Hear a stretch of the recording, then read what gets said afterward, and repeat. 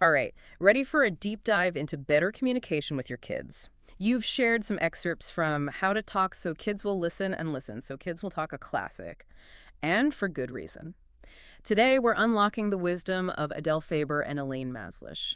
They actually started out running workshops based on the work of child psychologist Dr. Haim Janot. Imagine a day with less yelling, fewer tantrums, and more genuine connection. That's what we're aiming for. Yeah, and it's interesting. They were initially hesitant to even write this book. They felt like the parent-child bond was too personal for a how-to manual. But they finally decided to share their approach, hoping readers would grasp the spirit behind the skills and adapt them for their own families. So right off the bat, they're encouraging us to think for ourselves, not just blindly follow instructions. I love that. And what's fascinating is that their methods, honed over years of workshops, really center on respect and empathy. Not just techniques, but a whole different way of seeing your child. Okay, let's unpack the first key takeaway: the power of accepting feelings.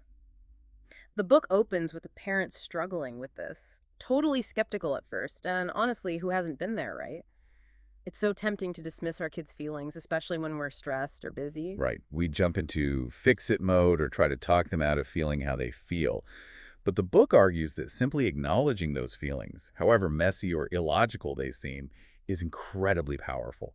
They even use an analogy of being shut down by a boss, which I think really drives home the point. Oh, yeah. That feeling of being completely invalidated, ouch. Suddenly your kid's meltdown over a broken cookie doesn't seem so dramatic. Exactly. And the book gives us these beautifully simple phrases to use, things like, "ooh," or I see," or "that sounds frustrating." It's not about agreeing or disagreeing. It's about making the child feel heard. And here's where it gets really interesting. They emphasize that all feelings are acceptable, but actions need limits. I remember that line, it's like a light bulb moment. It's brilliant because it addresses a common parental fear.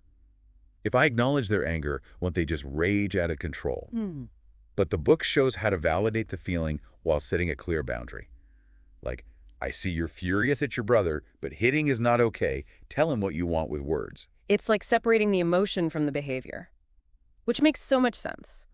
The book also tackles some tricky scenarios, like what to do when you have no clue why your child is upset. Do we interrogate them? They actually caution against that. Instead of grilling the child with questions, try leaning into empathy. Something like, "You seem really down. I'm here if you want to talk, but it's okay if you need some space." That takes the pressure off, both for you and the child. And what about when they hit us with the classic, "I hate you"? Oof, that one always stings. It does. But again, it's about holding the boundary while acknowledging the feeling. The book suggests something like, "Those words hurt, but I can see you're really angry right now. Even when you're mad, I love you." It's acknowledging the power those words have without getting hooked into a battle. Now, I'm curious about the book's suggestion to have kids draw their feelings. Seems a little out there, right? It might sound unconventional, but there's a fascinating story about a parent using this during a full-blown tantrum. Instead of arguing or punishing, the parent simply handed the child crayons and said, "Show me how angry you are. Draw me a picture of that feeling." And what happened? Did the kid just stare blankly? Nope. The child poured all that intense emotion into the drawing and actually calmed down in the process. It's almost like giving them a tangible way to process those big feelings, especially when they don't have the words for them. That's such a good point. It's like giving them a tool to express themselves without resorting to screaming or hitting. I'm definitely adding that to my parenting toolkit.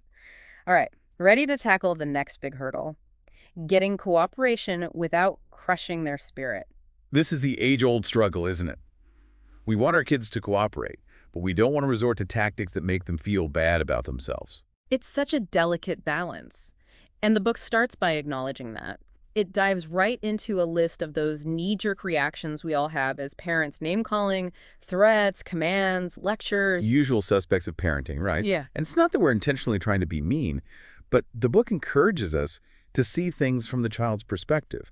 Imagine being on the receiving end of that constant negativity. It doesn't exactly inspire a spirit of cooperation. No, it makes you feel small and resentful. It's like a power struggle where nobody wins. So how do we break free from that cycle? Well, the book proposes a radical shift. Instead of focusing on punishment and control, we focus on engaging their cooperation while preserving their sense of self-worth. One of the key techniques is simply describing the problem objectively. So instead of yelling, "Pick up your toys," it's more like, "Wow, there are a lot of toys on the floor. It's hard to walk through here. Is that right?" You got it. It's stating the facts without the emotional charge. And another technique is expressing your feelings strongly, but without attacking the child. So instead of you always leave your wet towel on the bed, it's more like I get frustrated when I see wet towels on the bed because it makes the blankets damp. It's interesting because you're still expressing your feelings, but you're not making it personal. You're talking about the impact of the behavior, not attacking their character. Exactly. And the book also emphasizes giving information as a way to encourage cooperation. Like, wet towels need to be hung up to dry, otherwise they can get musty. It's so simple, but it makes so much sense. You're appealing to their understanding, not just demand them And obedience. you know what else I love? The book's emphasis on using notes. Sounds so quirky, but they actually share some hilarious examples. Oh, yeah. I remember the one about the dad who was tired of fishing his daughter's hair out of the drain. He wrote her a note that said, "Dear daughter's name, please remove hair from sink after combing. Thank you. Love, Dad." It's so funny and so much more effective than a lecture. Right. It's direct, lighthearted, and avoids the usual power struggle. I think it's genius. Okay, I'm definitely trying that one.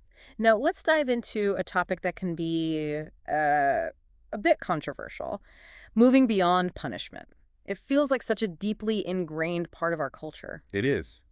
But the book challenges us to rethink our approach. Instead of simply reacting to misbehavior with punishment, it encourages us to focus on solutions, responsibility, and understanding why the child acted that way. So it's less about retribution and more about understanding the root of the problem. That's it. And to illustrate the emotional impact of punishment, the book describes a scene where a person is publicly humiliated. It really makes you feel that visceral sense of shame and resentment. Oh, wow. It's like they're putting us in the child's shoes, helping us understand what it feels like to be on the receiving end of punishment. Exactly. And once we have that understanding, it opens us up to exploring the alternatives the book offers. And they're pretty radical, aren't they? Instead of punishing, they suggest things like pointing out how the misbehavior affects others, expressing strong disapproval without attacking character, stating your expectations, and giving choices. And one of the most powerful techniques they advocate for is problem solving together. There's this fantastic story about a child who kept running into the street. Instead of punishing or lecturing, the parent sat down with the child and said, "We need to find a solution to this. How can we make sure you stay safe while still being able to visit your friend across the street?" And the child actually came up with the solution themselves, right? Yes, they wanted to be able to tell time so they'd know when it was safe to cross without having to ask.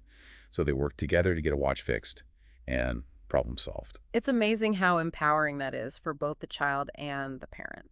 It turns a potential power struggle into a collaborative effort. Now, the book does touch on a sensitive topic, Yeah. spanking and its potential negative consequences. It's definitely a tough conversation to have. It is, but it's an important one. The book presents research suggesting that physical punishment doesn't actually deter violence and might even encourage it, as it models aggression as a way to solve problems. Yeah. It's definitely something to think about, especially when we consider the long-term impact of our disciplinary choices. Now, before we move on to the next section, I'd love to hear from you, dear listener. What stands out to you about these first 3 points? What resonates with your own experiences as a parent? It's fascinating to me how these seemingly simple communication tweaks can really shift the whole dynamic between parent and child. Totally. And the book doesn't just give us a list of techniques, it really delves into the why behind them. It's about fostering mutual respect and understanding, which I think is what makes it so enduring. Absolutely. And speaking of enduring, the book's 30th anniversary edition includes reflections from the authors about its impact and their own evolution as parents and workshop leaders. It's really insightful. Oh, cool. They share stories from parents who've used these methods successfully, and it's so inspiring to see how they've made a real difference in people's lives. One that really struck me was about a mom struggling with her son's stubbornness. It felt like a constant battle of wills. Oh, I remember that one. She was at her wit's end until she stumbled upon the book's concept of reframing roles. Instead of labeling her son as inherently stubborn, she started looking for moments where he showed flexibility and cooperation.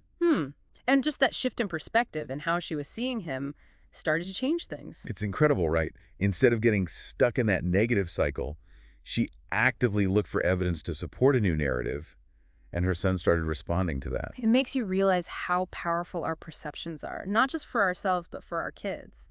We can actually shape their behavior by how we choose to see them. That's such a key takeaway. And the authors also address the elephant in the room, that it's hard to be this mindful and intentional all the time, especially when you're juggling work, life, and all the chaos of parenting. Right, let's be real. Some days are just about survival. Totally. But even on those days, they encourage us to be kind to ourselves. They remind us that it's a journey, not a destination. We're all works in progress, and that's okay. It's like giving ourselves permission to be imperfect, which, as parents, we don't always do. And here's another brilliant point they make. They encourage us to apply these skills to ourselves. It's about practicing self-care and positive self-talk, which in turn allows us to show up more fully for our kids. It goes back to that idea of filling your own cup first. You can't pour from an empty one. And that's such an important message, especially in today's world where there's so much pressure on parents. Definitely. The book also acknowledges the unique challenges of modern parenting. Things like the constant influx of technology, the blurring of work-life boundaries. Yeah. It's a whole different ballgame than it was 30 years ago. But what's amazing is that the core principles still hold true. Respect, empathy, and the power of connection. Those are timeless. So, dear listener, as we wrap up this deep dive, we want to leave you with a thought-provoking question. Imagine a future where your kids feel truly heard, understood, and empowered. What's one small change inspired by this episode that you can make today to start creating that reality? It doesn't have to be a huge overhaul. Even a small shift in how you communicate can make a big difference. And who knows, you might find these skills benefit all your relationships, not just the ones with your kids. I know I'm walking away with a renewed sense of hope and some concrete tools to try. It's like they say, even the longest journey begins with a single step. Until next time, keep diving deep.